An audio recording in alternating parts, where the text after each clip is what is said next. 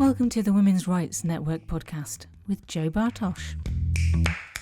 Jo Bartosch was one of the first journalists to question the medical protocols around the transition of children and has been a key figure in the fight against transgenderism, bringing it to national attention in the press.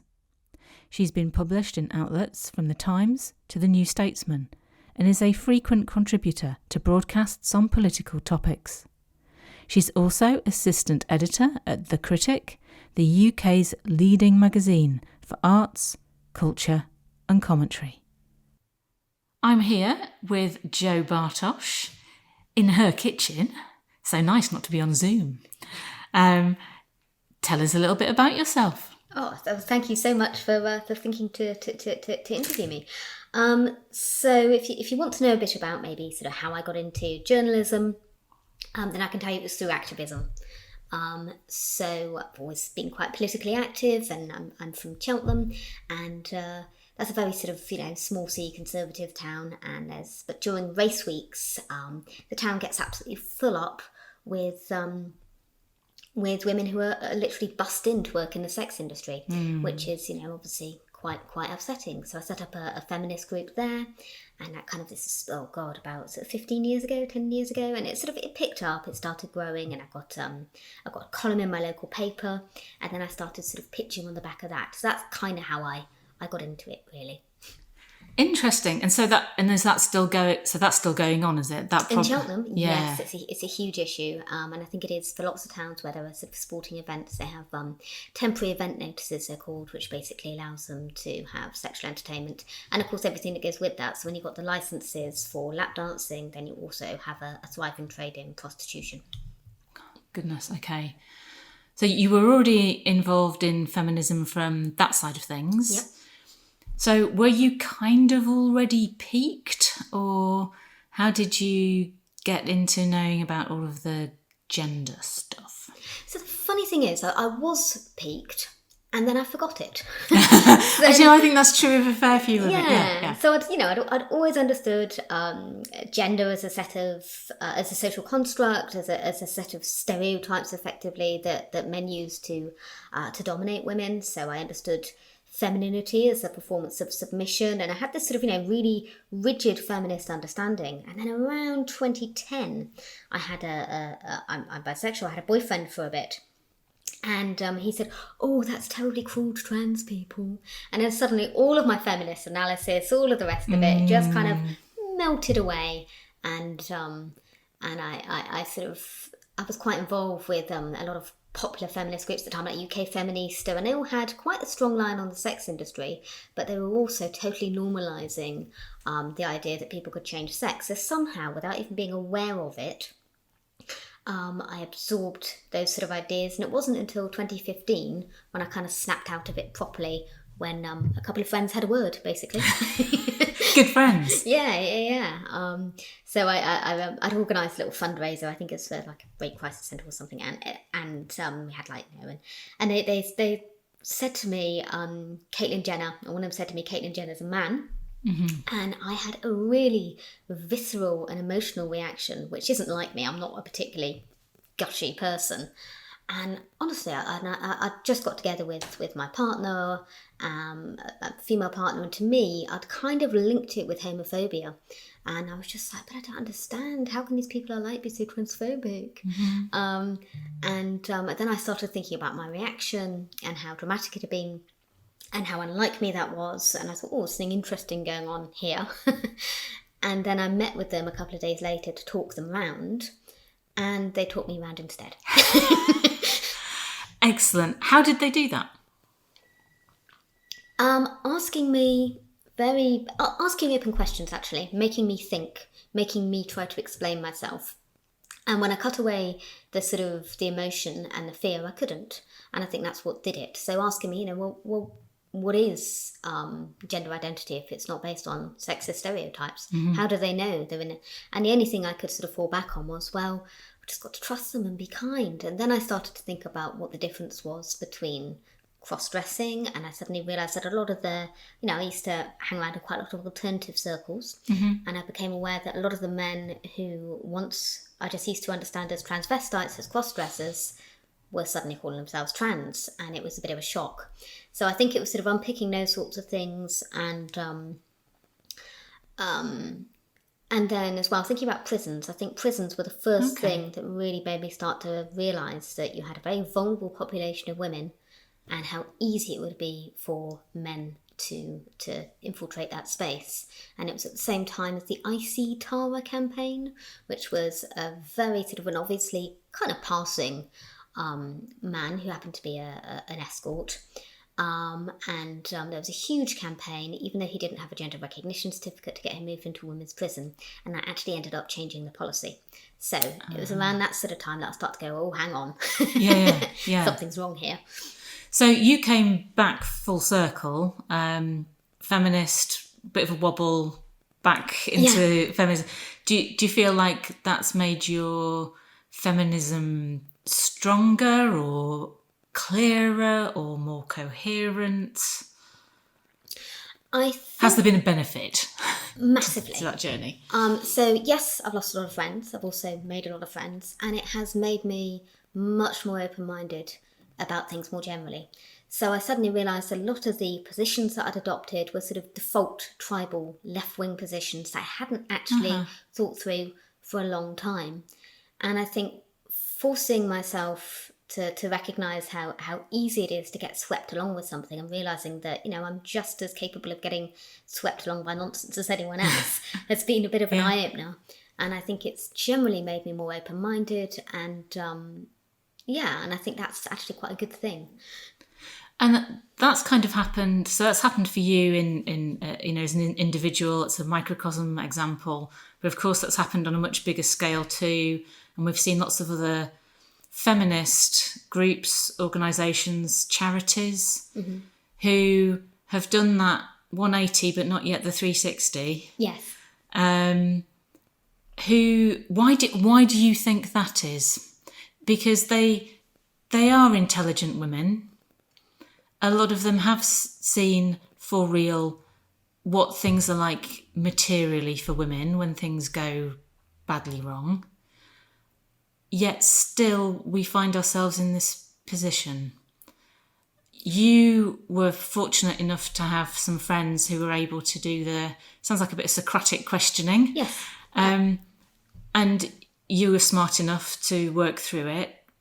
What do you think's going on with those, not so much the organisations themselves, but the women in those organisations? So I think there are a few things at play. I think obviously as women we have to fight against being judged more harshly when we're seen to be cruel or unkind. And I think that's a hell of a barrier on a personal and a social level. I think it can, and I think in a way that's why women's organisations have fallen so hard. It's, part of being socialised as a woman is you're expected to look out for the vulnerable, and you're also expected to, be mindful that that men can hurt you. And obviously, trans women are technically, we're told all the time that they're vulnerable, and we're also aware that they can hurt us. Yeah. So I think that makes them a very dangerous group when it comes to the women's sort of organisations, if you like, sort of the legacy feminist organisations, which are now actively working against our interests. And I think particularly Fawcett have been notably rubbish on this.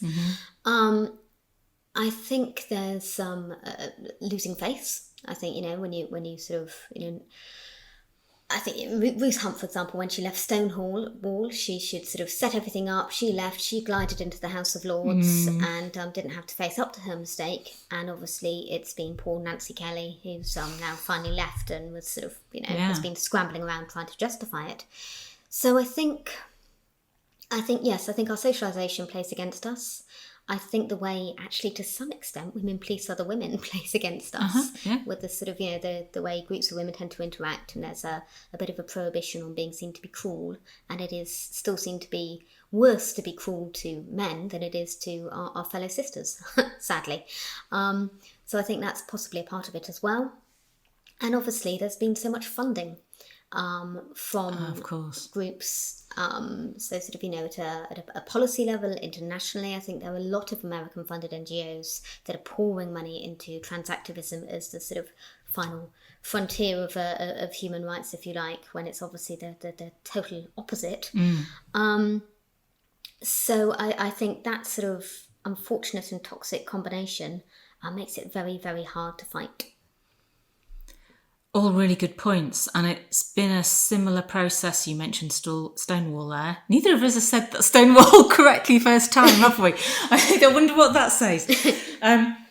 You mentioned Stonewall, and of course this appears to have been the case again for so many other charities who previously were fighting for same-sex rights, and of course a lot of those had been achieved, up until when? When did we get the was it 2013? 2013, yeah, thank you. Yeah, terrible at years. A little while ago.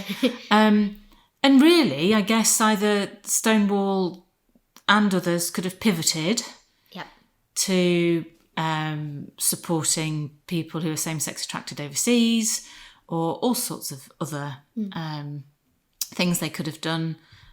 But so many of them seem to have gone the way of the feminist organisations, I guess for similar reasons, although of course they've got men in them too.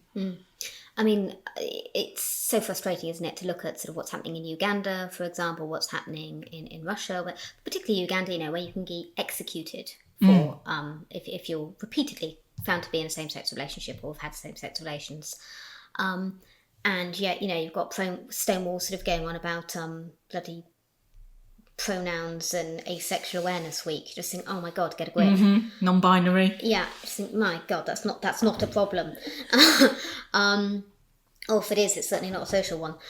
So you've got sort of, it's incredibly frustrating to see legacy gay rights organisations nullifying what it means to be same-sex attracted. I mean, it's so frustrating because obviously if you suggest that sex doesn't exist or that it's subordinate to gender identity, then you are saying that there is no such thing as a homosexual identity. Quite.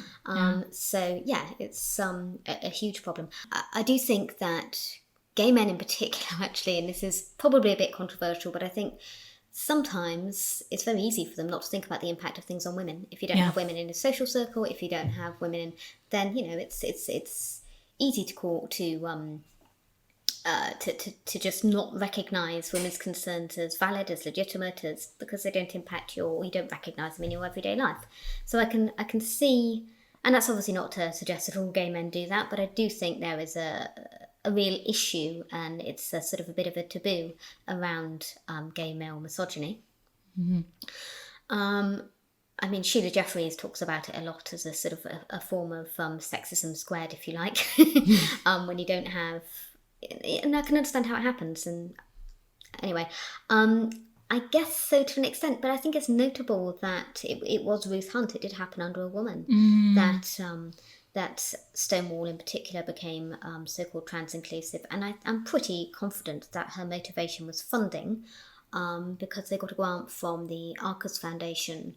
I think it was a year after she had made that policy, and she got funding to do a review. The organisation that she chose, she's now working quite closely with the woman who runs it to set up. She runs Deeds and Words now with this consultant. It is a shame that what has happened to Stonewall has happened on the watch of two lesbians. Yes. I mean, Ruth Hunt, she's obviously sort of one of her big things is religion, and I guess, obviously there is a faith-based, it's a faith-based belief system, the idea of gender identity, so I can see it kind of maps onto her beliefs anyway, so perhaps on a psychological level, perhaps that's what's going on, I don't know. But I think ultimately, I think she knew, I just don't think she cared, I think it was about her career, and I think it was about funding. You can see that, can't you? There was a graph that came out recently where you could see how much income Stonewall has had over the years, and it was pretty low and steady for a long time, and then all of a sudden it just shoots up massively, and then it's dropped again in the last year and Nancy's left. Yes, and I mean, I think as well, it's quite notable that, you've suddenly got all these organisations jumping on the Pride bandwagon. Where were they when it really bloody mattered? Exactly. Including my bank, and why my bank needs to be involved at all, I do not know. But, we do know. ESG, I think, is the reason. But I am taking us off course there. What are we doing well as a women's rights movement at the moment? So I think something that is really encouraging is how inclusive and how grassroots the sort of emerging feminist movement is. So you don't, in fact, I think a PhD in gender studies is probably going to hold you back. It's nice to see things that are, related to women's everyday life, to see that sort of, that really genuinely accessible grassroots understanding. And I think that's probably because the current concerns around, for example, the transgenderism, sort of the transgenderist movement, all the rest of it, transhumanism, surrogacy, prostitution, sex industry, all of these things I think speak to something that doesn't actually need a huge amount of analysis. It feels wrong because it is wrong. Mm-hmm. And I think in a way there's something quite democratizing about that, and I think it's quite exciting to be a part of a new movement that is standing up and saying no. I like that. That makes a lot of sense to me. In the UK right now, we know what we get called. Yeah. I'm allowed to say it on the WRN podcast, but I'm going to. We get called Turf Island. It does feel to me like we're a little bit ahead of the curve on the fight back. Does it feel like that to you? I mean, I think, we're an outlier. We're it's really exciting. I've never been patriotic before. For the first time, I'm like, yes! I'm even starting to look at things like, I voted for Remain or the rest of it, and I'm starting to look at Brexit and thinking, actually, in terms of us being able to create a bit of distance between our policy and that of the EU in terms of gender identity, it's been really quite helpful. So I think, and we're also in a strange position in that there's clearly a sort of rightward push across Europe. And we're sort of not quite going down that route, I don't think. Yet at the same time, there is a sort of grassroots opposition to the excesses of gender identity. Mm-hmm. I think in the US, things are changing because there are lawsuits are happening. And I suspect it'll be the money that does it. Yeah, so it'll be the lawsuits which makes change there. But I suspect probably where it's going to have the deepest roots will be where it's been pushed by NGOs in parts of Asia. So, for example, I know that in India, whilst, obviously hospital treatment is very expensive, you can get sex change operations funded by the state. Right. And seeing as it's a deeply homophobic nation, and obviously that's essentially mutilating and sterilising gays and lesbians in practice, because I think same-sex marriage, I think it's now legal, potentially in some states, but I don't know in detail. But obviously I think that's where it's going to be really hard to sort of pull the roots out. But I think in the States, because of the legal cases that are now happening, it is rolling back. Yeah. And whilst most of Europe does appear to be trending rightward, I think we're still waiting to hear what the outcome of the Spanish elections are as we speak. It looks like we're probably going to elect a Labour government next time round. Where do you think that's going to leave us? Stuffed. In a word. I mean, I think the sort of Tories have been in power now for so long, and they've had this has actually happened under their watch, and I think that's something that gets forgotten. Shame. Is actually that it has been something that Tories have opened the door to, that they've allowed to sort of, without paying attention to, probably because they didn't want to be regarded as the nasty party, that they had a bit of a blind spot around it, a little bit like the police have been, say, co-opted, I suspect, for similar reasons. So I think it's been very late that they've suddenly realised that there are votes to be gained out of this in terms of sort of culture war. I really have absolutely no faith in the Labour Party whatsoever. I realise there were very brave MPs like, Rosie Duffield. Well, no, there was one brave actually Tony Antonia, but yes, basically there aren't many of them. And I think Keir Starmer's lack of support for her, the way he's just hung her out to dry, speaks volumes. Yeah. And obviously, we saw Kate Osborne having a whinge about Helen Joyce's book being recommended. So I think we will see, we will have a fight on our hands, because apart from anything else, Rishi Sunak has been so wet about, for example, the schools guidance. Yes. I mean, that needs to happen now. He needs to get rid of the minister. Yes. Of course he does. Do you think, what is she doing? So yes, I think had he taken decisive action immediately, then we'd stand a chance. As it is, I suspect that a lot of the gains that we pushed really hard for, and I mean, we've got some absolute stalwart allies. You might not like the rest of their policies, but when it comes to Kemi Badenoch, Suella Braverman, we've got people who really get this and they really care. And if they can't do it under a Tory administration, I think when Labour roll around, we're going to be absolutely stuffed.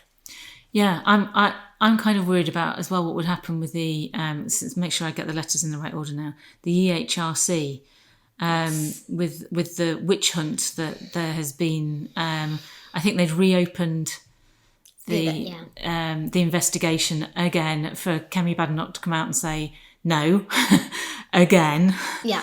And what do you think would happen there? Do you think that that would also possibly become...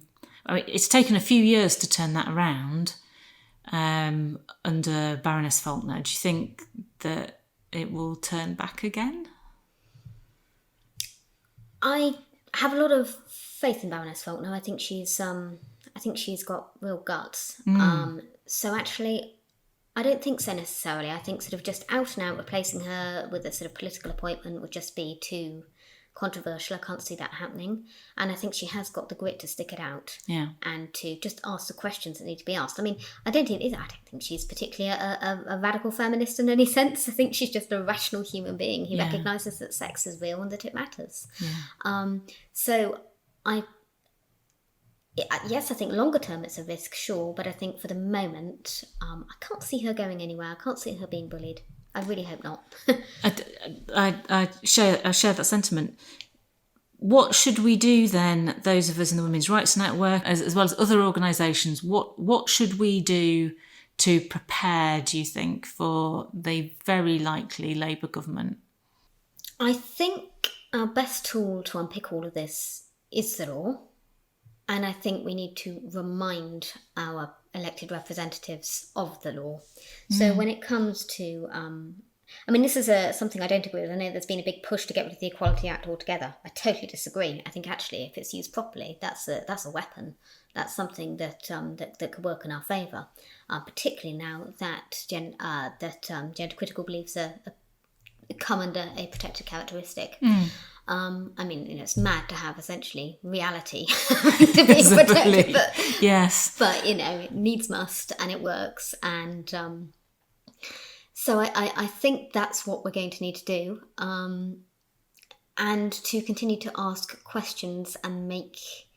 I think we've pushed things to the point over the past few years where we can now have the conversations, open the dialogues. Watching Ian Anderson, Stonewall Chair, the other day, fall apart in that Sky News interview was beautiful. That is all we need to do. We need to just keep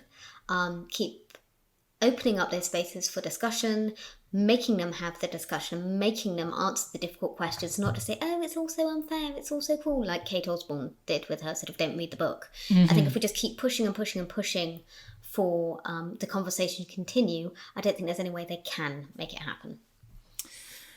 So it's shedding a lot of light on it. They accuse us of heat, and it being both sides.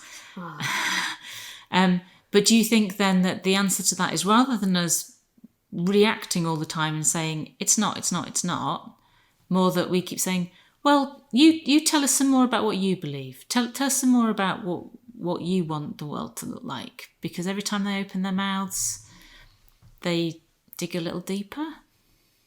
Yeah, absolutely. Yes, give them enough rope. And that's been, I know, part of the agenda of Sex Matters. They've got this brilliant Operation Let Them Speak. I think that's brilliant because, and I think Kelly J has done the right thing with, almost actively encouraging them to turn up and be obnoxious, because it does make the point perfectly. We mentioned that there's highly likely to be a Labour government, and that we're fighting something that is ostensibly of the left, although I don't know if left and right works so much anymore as the best descriptions of what's going on. It feels more cultural or even religious to me. But we when you think about feminist organisations in the past and the kind of things we were up against and we were fighting, a lot of it was the kind of good old misogyny, the chauvinism, the sexism, the kind of almost miss it in a way. What you could say is almost embodied in the likes of Matt Walsh. Mm-hmm. And there's debates, aren't there, about should we work with, be allied to, support, or even mention the likes of Matt Walsh and other similar men who are fighting in the way that they want to against the bits that they see as wrong in gender ideology. That's one side of it. And on the other, we've got trans rights activists. And it kind of feels like women are in a bit of a pincer movement. Whether you'd say it's right wing, left wing, or it's men's rights, but from different angles. Who should we be working with men who previously we would have perhaps said they're chauvinists, they're sexists, they've got nothing in common with feminism, we won't work together? I mean, to be honest, I think the left is equally riddled with obnoxious men. I mean, I don't think Antifa sit down and before they organise a protest think, how will it play out if we sort of start advocating punching women? I mean, it's. I think it's sexual politics is one of those things that cuts through left and right. I remember years ago listening to a YouTube video with Mary Daly, and she was talking about communism, capitalism, and she was sort of merging it all into one. And essentially, what she was saying is they're male ideologies, and I do think there's some uncomfortable truth to that. And when it comes to Matt Walsh in particular, I don't suppose he for 1 second has sat down and thought, should I be aligning myself with or allying myself with radical feminists? Mm-hmm. He's clearly ripped off the work and not acknowledged the work of a lot of feminists. Personally, in a way, I don't really care about his politics so much as I think he's had an absolute shocking lack of integrity and respect when it comes to, for example, pretending that he didn't know that the Women's Liberation Front has been fighting on the same issues for a long time. Yeah. Or Kara Dansky, or any of these sort of activists in the US who have been pushing against this from a women's rights point of view. I know he knows about their work, and he's totally ignored it for his own sort of political gain. But the fact is, the right in the States is a lot bigger than a handful of radical feminists who are pushing away at it. So I don't actually think it's even our choice to make about who we ally with. And I think the point of an allegiance or it's temporary, it's strategic, it's to get something done. So I won't criticise women and groups for choosing to work with whoever they think they need to.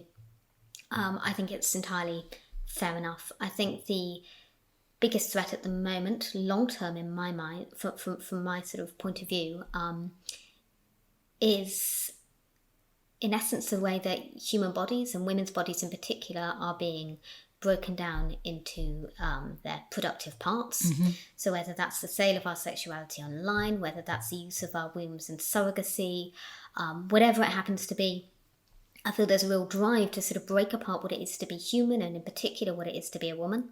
And I think transgenderism is a part of that. And rather perversely, I think a layer of protection that can be offered from that is in those more conservative belief systems. I don't think they're right, but I do think it offers at least a veneer of protection that the left at the moment isn't prepared to even acknowledge as a problem. Sure, if that makes sense. Yeah, it does. No, it does make sense. It makes a lot of sense.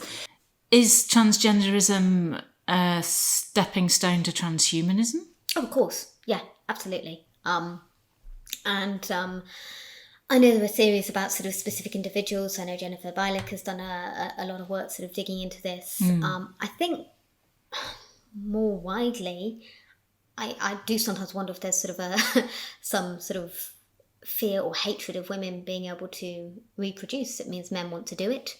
Hence, there's this whole male mother thing with the synthetic wombs, with the sort of fears around the depopulation that are happening at the moment. And I think there are a lot of sort of men trying to step into the China in particular. They've got sort of plans for artificial wombs, which I think breaks that fundamental sort of relationship, that part of being human, that's about being connected.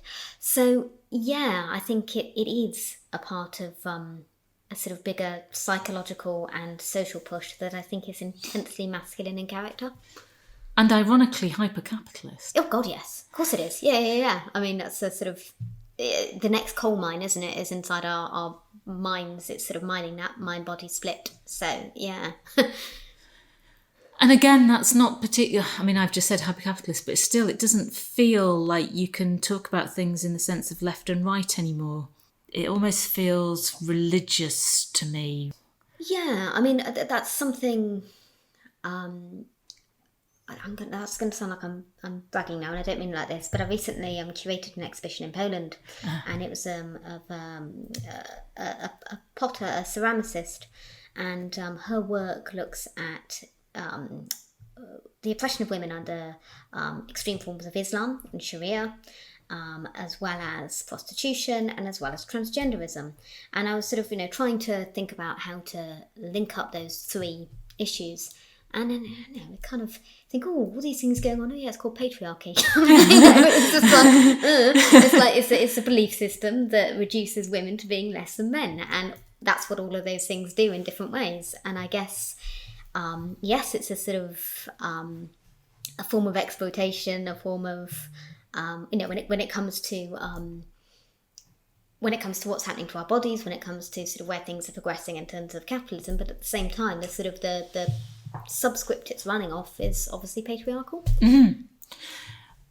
In essence, we all view the world through our own particular perspective. We bring our own opinions and experiences to it. We all have a slightly different way of viewing things. But perhaps one of the best ways to understand all of this is feminism, rather than left, right, rather than communist, capitalist. But that, as you said at the beginning, it's not necessarily scholarly feminism that we need, academic feminism. It's the grassroots feminism. It's our own real-world understanding of what it is to be a woman and be a woman in the world. Yeah. I think there's definitely something in that, and something in that about just about, and I'm not religious, but I do think there is a sort of an innate sense of right and wrong and wanting to protect your fellow human beings from harm. Mm-hmm.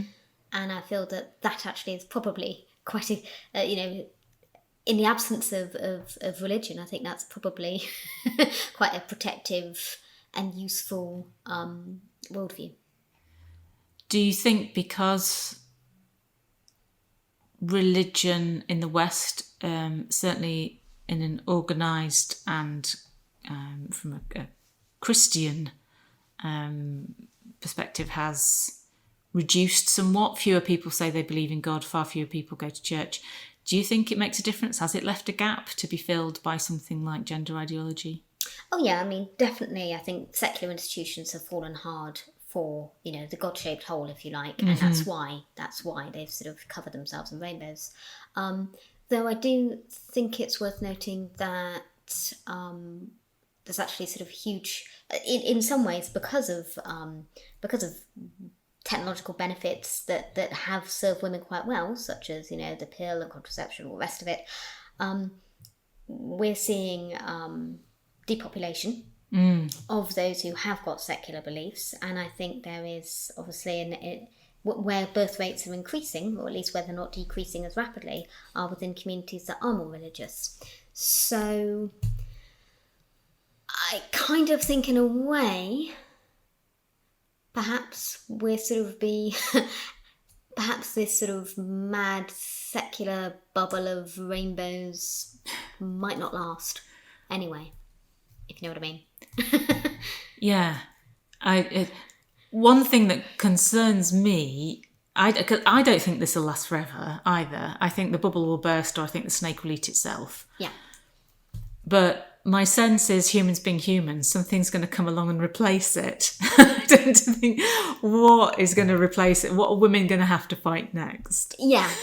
I mean, that's something I like about sort of talking to, second wavers and women that have been doing this for a long time, is they tend to be less panicked about things because they've got this longer view where we've always bloody been fighting one thing after another. And I find that strangely comforting to in a kind of, in a messed up way. I think that's quite reassuring to realise that it's the same shit, different century, different, it's, yeah. But I think what we might be fighting next in a sort of broadest scheme is actually perhaps more traditional religions again. I can see rising. I don't know, but that would be my prediction. Is I think there's going to be a sort of hyper-capitalist elite, and then I think there's going to be a massive religious resurgence. That makes sense to me. Oh, another battle for another day. And I want to bring it back to you and your writing, because you've obviously been writing about things that affect women for quite some time, and for a number of excellent publications. But I just wondered if there are any particular stories, things that you've covered that have really kind of touched you or inspired you, or you learned something new that you think our podcast listeners would be interested to hear. So I can tell you about one of the pieces I'm proudest of writing, which kind of sparked my career, if you like. Which, so I've realised how narcissistic that sounds. But it was that was a piece for The Independent, and it was in 2017, and I believe it was the first piece to point out the homophobia of transitioning children, and it went underneath their radar because it was 2017. I don't think they'd really sort of considered that in fact a lot of children who would otherwise grow up to be gay or lesbian were identifying as trans. And it provoked a huge reaction, both positive and negative. And that's kind of what really made me start to dig in and dig deeper. And I'm very proud to have, I think, been the first person in the UK to address that in a national newspaper. I guess more widely, I've written quite a lot about the impact of digital technologies on women, and in particular I think something that I find interesting is the impact of almost how the idea of the pimp has been internalised, and I think you can see that from everything starting say a decade ago with all the fears around Instagram and the selfie culture, and there was a whole moral panic, if you like, around that. But I don't think it was entirely unfounded, because obviously now you have OnlyFans, which took off during the pandemic. And I think it's almost like that. So I spoke to one woman I spoke to when I was writing about OnlyFans a few years ago. She was a lesbian, and yet she sort of found herself craving the attention of men online. And I think there's just something really that speaks to the sort of insecurity that has been created by this split sense of self that I think is interesting and that I've really enjoyed writing about and learning about. And I guess it's probably a bit messed up to find the sort of fetish side of it interesting, but I do find men's sort of just how far something so patently mad can go, because it suits men's sexual interests. I find that absolutely fascinating, and it does make me wonder what the hell else has come to I don't think there's anything they haven't fetishised. It's just bonkers, but in a weird sort of way. I find it fascinating. Like when I sort of detach myself from the reality of the victims, and there are victims. I've interviewed trans widows, and that's eye-opening. But yeah, I do find that sort of darkly absolutely fascinating. And it does make me wonder how many other religious movements have essentially been because men have got a fetish. No, interesting. Yeah. one of the things that fascinates me a great deal is personality. And I find it interesting when you look at these men who have those weird and wonderful fetishes, their personalities. And I find it really interesting.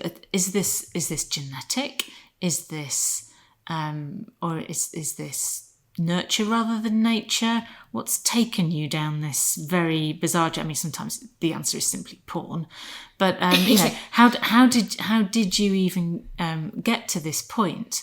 But also then the very, very generally speaking, comparing men to women and our personalities. And I think there's something about being in a room with women who you get on with, who you're friends with, or who you're working really well with in a team at work, for example, and a man enters the room and the atmosphere changes immediately. He could be the nicest bloke in the world, or not. And the whole thing just feels different. And I still can't quite give that a name. I'm still not sure what that is. And is it anything to do with differences in personality? Or is it just that we all expect that as soon as a man enters the room, we're all going to start getting mansplained at or talked over, or what is it? I just think that's an interesting dynamic. It is. And I mean, I've noticed, I can feel it in myself. I can feel myself sort of, dumbing down, giggling. I can see myself centering men's opinions more, and I have to actively fight against it. And I'm presuming it's just socialisation. I don't think there's anything innate that should make me, value a man's opinion more, because I certainly don't when I think about it logically. But I mean, even like, I've noticed the reaction that men who say the same things as me get is online is quite notable. For I think this issue would have been taken seriously as a political issue decades ago if it hadn't been dismissed as about women's rights. Yeah. I think just in every way, men get taken so much more seriously. The fact is, when I write about this, quite often I have to frame it as being about culture wars or about, that is that element to it, but also it's just about the reality of being a woman, which isn't a niche issue, it's a mainstream issue. Quite, yeah. I think there are a multitude of different ways in which women's experience, understanding, and insights are denigrated even by ourselves. Yeah. Remind us, where can listeners find you online, in writing? Where can they find your work? So I've recently been made an assistant editor at the Critic. So I write a lot for the Critic magazine. I also write a lot for Spiked. Occasionally I write for The Telegraph or CapX or 4W, who are a women's publication. So I pop up pretty much everywhere, but you can follow me on Twitter. I think I'm Jo_Bartosch, but I can't quite remember. I think you are. Thank you very much for talking to the Women's Rights Network podcast. It's been great. Thank you so much for inviting me, and I do hope I haven't rambled.